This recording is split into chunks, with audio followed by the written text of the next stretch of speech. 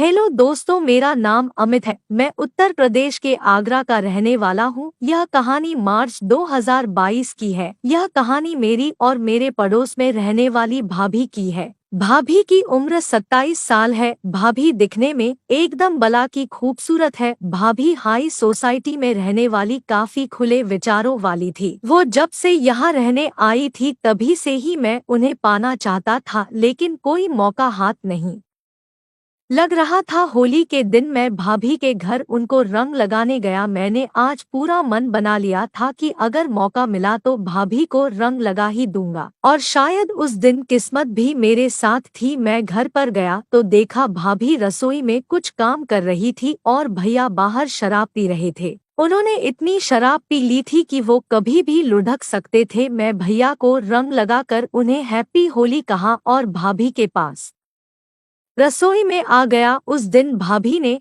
हल्के गुलाबी रंग की साड़ी पहनी हुई थी। ब्लाउज काफी खुले गले का था, जिसमें उनकी दरार साफ साफ दिख रही थी। मैंने पीछे से बिल्कुल उनसे चिपक कर उनके गाल पर रंग लगाते हुए हैप्पी होली बोला। वो अचानक हुई इस हरकत से थोड़ा घबरा सी गई और पीछे होने लगी, लेकिन पीछे मैं था और जिसका भाभी को भी एहसास हो गया था। फिर वो मुझसे दूर हुई और उन्होंने मुझे भी रंग लगाकर विश किया। मैं भाभी से वही बात करने लगा तो उन्होंने कहा, आज तुम अपने फ्रेंड्स के साथ होली नहीं खेलोगे क्या? मैंने उन्हें जवाब दिया कि आज तो मैं सिर्फ अपनी भाभी के साथ ही खेलूंगा। तो उन्होंने कहा कि अब नहीं, बस लगा दिया न रंग, बस अब मैं तुम्हें और रंग नहीं लगाने दूंगी। मैंने कहा, आप नहीं लगाने दोगी तो मैं जबरदस्ती लगाऊंगा। भाभी, आज होली है तो बुरा मानने वाली कोई बात ही नहीं है इस पर।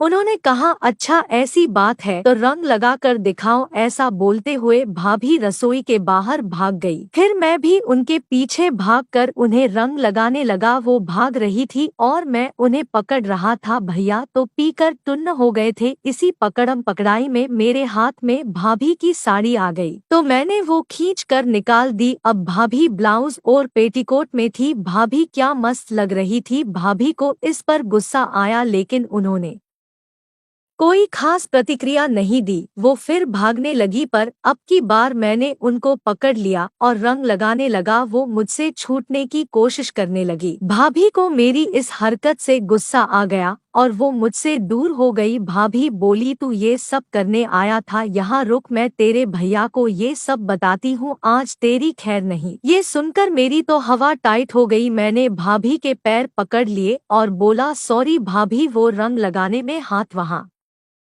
चला गया। तो भाभी बोली, चल कोई बात नहीं, लेकिन आगे से ध्यान रखना।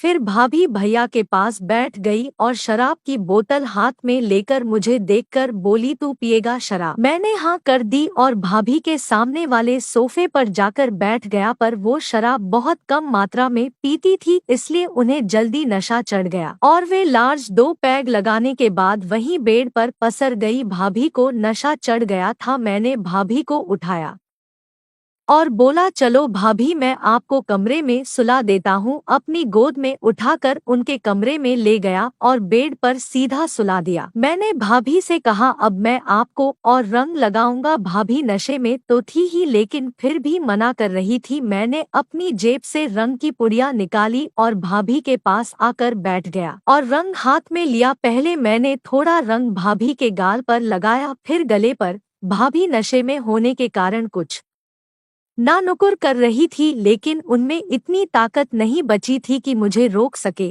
मैंने भाभी को खूब रंग लगाया और होली का मजा लेकर अपने घर चला गया।